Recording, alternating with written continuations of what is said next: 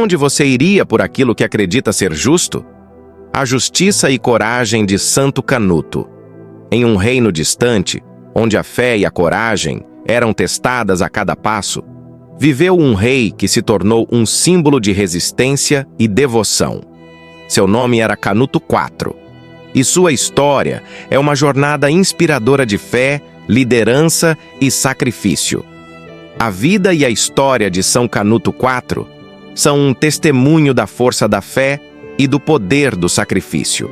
Sua história nos inspira a viver com coragem e integridade e a nunca desistir diante dos desafios da vida.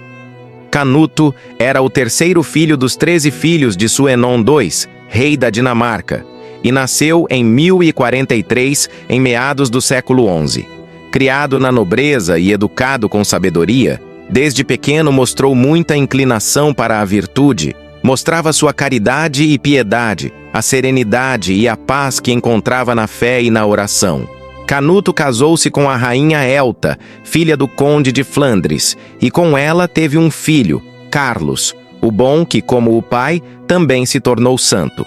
Na morte do pai, ele foi traído por um dos irmãos, Haroldo III, que ficou com o trono. Mas, com a sua índole e formação, Canuto silenciou-se e não reagiu à traição. Ele simplesmente esperou e confiou em Deus. Mas aconteceu que, pela sua vida de oração, testemunho, caridade e justiça, quando o pai faleceu, muitos moveram-se com artimanhas para colocar seu irmão no trono de maneira injusta. Quanto à sua posição, ele não era apegado ao poder, nem o queria para si. Então esperou. Seu irmão veio a falecer 4 anos mais tarde, e Canuto tornou-se, então, o rei, assumindo, enfim, a sua coroa, que era de justiça. Eleito rei em 1080, governou com justiça, combatendo desordens, protegendo a igreja e promovendo a cristianização. Contribuiu para a evangelização, sendo modelo de piedade. A Dinamarca passou a viver um reinado enérgico, correto e piedoso. Segundo os registros, Canuto foi, sem nenhuma voz discordante, um ótimo rei, deixando nos seus atos e atitudes a marca da caridade e da justiça. Sua política beneficiava os mais necessitados, e ele favoreceu fortemente o cristianismo, construindo conventos, igrejas, hospitais e escolas. Quando tomou as rédeas do reino, Canuto aplicou-se em dele expurgar as desordens e vícios, comuns naquele tempo ainda primitivos. Dominou populações bárbaras e inquietas do norte do país, promoveu o bem-estar do povo, protegeu a igreja e seu clero e fomentou a cristianização, numa época em que o paganismo ainda não tinha sido de todo extinto. São Canuto era um enérgico governante, como está provado em seu firme combate ao pirata Egil. A felicidade de seu povo e os interesses da igreja eram os objetivos mais caros para ele. Sua austeridade se igualava à sua assiduidade à oração. O santo contribuiu muito para a evangelização de seu povo, ainda semi-bárbaro. Seu apostolado era, sobretudo, o do bom exemplo, pois ele acreditava que a melhor forma que teria de se educar uma nação seria a de ser para ela um modelo. Foi pai, esposo, governador e rei, cujos poderes usou para servir a Jesus Cristo, nosso Senhor. Canuto foi, segundo todos os registros e sem nenhuma voz discordante, um rei que deixou em todos os seus atos a marca da justiça e da caridade, com uma política inteiramente voltada em benefício dos necessitados. Além disso, favoreceu grandemente o cristianismo, fazendo construir dezenas de igrejas, conventos, escolas e hospitais. Um dia, São Canuto recebeu um pedido dos ingleses, em sua luta contra Guilherme o Conquistador, que invadira seu país. O rei reuniu tropas para isso, planejando partir para a Inglaterra em 1085. Mas essa iniciativa fracassou, por causa da traição de seu irmão Olavo. Ora, para saldar as grandes despesas feitas com toda a mobilização, foi preciso impor contribuições à nobreza. Entretanto, alguns nobres combinaram entre si nada pagar, além de recusar também os dízimos à igreja. Soma-se a isso que, por sua piedade e pela direção acentuadamente religiosa que Canuto dava a seu governo, muitos descontentes conjuravam-se contra ele, somando-se aos nobres revoltosos. Canuto pensou em marchar contra os rebeldes com suas tropas.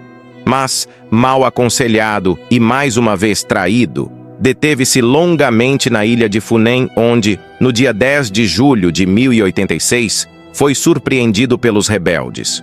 O rei estava praticamente indefeso, rezando na igreja de Santo Albano. Vendo que estava perdido, preparou-se para a morte.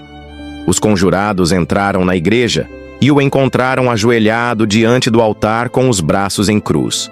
Mataram-no então, sem piedade, do mesmo modo que a seu irmão Benedito e a 17 pessoas que com ele estavam.